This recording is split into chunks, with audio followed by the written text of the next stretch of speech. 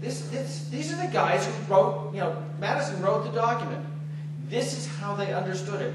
If Congress writes a law that exercises a power not delegated to them, can we comply with it? Of course we can. We can comply with anything we want to by contract. But we are not obligated to comply with it. Right. Those are when the general government, the federal government, exercises a power not delegated to it, that's called acting under the color of law.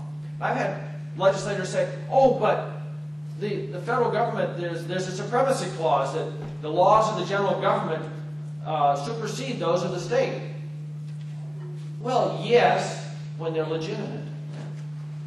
But can an illegitimate law ever supersede the legitimate laws of the state?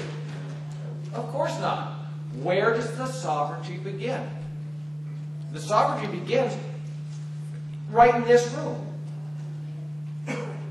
It doesn't begin at the general government. We are not England. We are not France.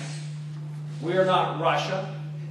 Our government does not originate at the top and trickle down to a set of provinces or districts.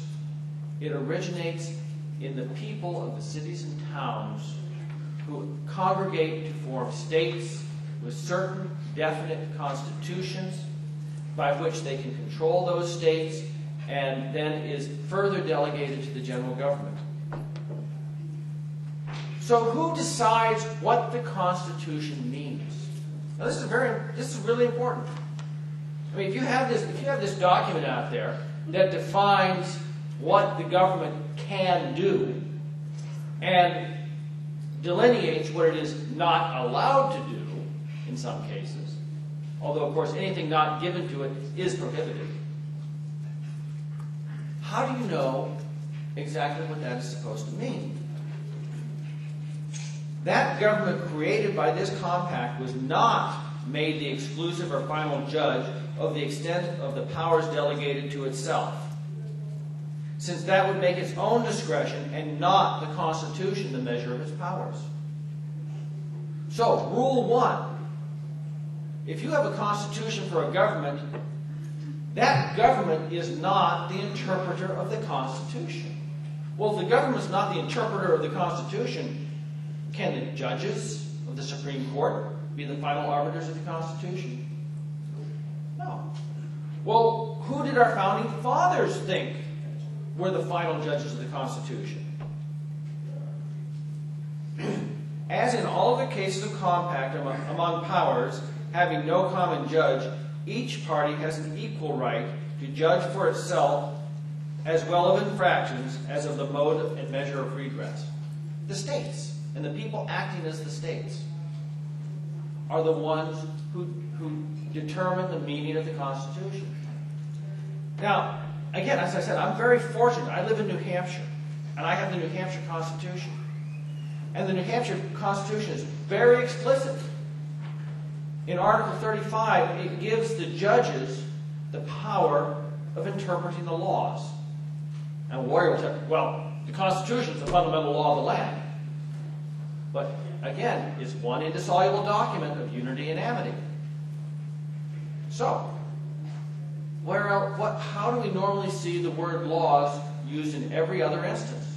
It refers to laws enacted pursuant to that Constitution. Well, if that's what it means in every other instance, guess what? That's what it means there. And then if you read 2 sentences farther down, it tells you explicitly that the term of office is during good behavior and whatever limit the Constitution sets forth. Well, if they were going to say Constitution 2 sentences later in the same article, and they had meant Constitution in the first sentence, they wouldn't have said it. They didn't waste words. The fact that they said Constitution down here and didn't say it up here means that they didn't mean Constitution. But then we go to Article 38, and Article 38 gives an exclusive power to the people to interpret the Constitution. It requires that everybody in the state frequently read and discuss the Constitution and justice, moderation, temperance, industry, and frugality, and all the social virtues which are indispensably necessary to the preservation of liberty, and to take special care of the observance of these principles in the selection of their officers and representatives. So when they're going to vote for somebody for state office, make sure that they know the Constitution, so that they know what they can and cannot do. And they, the people, have a right to require of their lawgivers and magistrates, and that includes the judges, a constant and exact observance of these principles in the formation and execution of the laws necessary for good government. So I know as a New Hampshire citizen, and I know my Constitution, that the job of interpreting the Constitution and enforcing the Constitution isn't given to government. Well, just the same way, the job of interpreting and enforcing the Constitution for the United States is not given to the United States. It's given to each state individually. That means that we as state legislators, one of our jobs is to stand in the gap for you. So that we're supposed to know not only our state constitution, but we swear an oath to uphold the federal Constitution, and that means holding the general government within the bounds of that Constitution, so that when they overstep, we push back. And that's the whole of HCR 6. That's what it was all about. That we have the obligation as state legislators to stand up to the federal government and say, no, the law you just made is unconstitutional. And in fact, we have the obligation to say, in fact, we're not going to allow that law to be executed here in New Hampshire. And I believe we have the power to say that if somebody attempts to, we'll throw them in jail. Now, you think that I have done something absolutely new, novel, different, that had never been seen before. But you know what? In 2004, or in that term, I can't remember which year now, but in that term, we passed a law. No real ID. And we said to the federal government, no, we are not going to comply with your standards for national driver's license and put all the biometrics on it. And then last term, when they came back and tried to weave a second way around and were giving us 2 years to comply, we said, in case you didn't understand, no, we're not going to comply.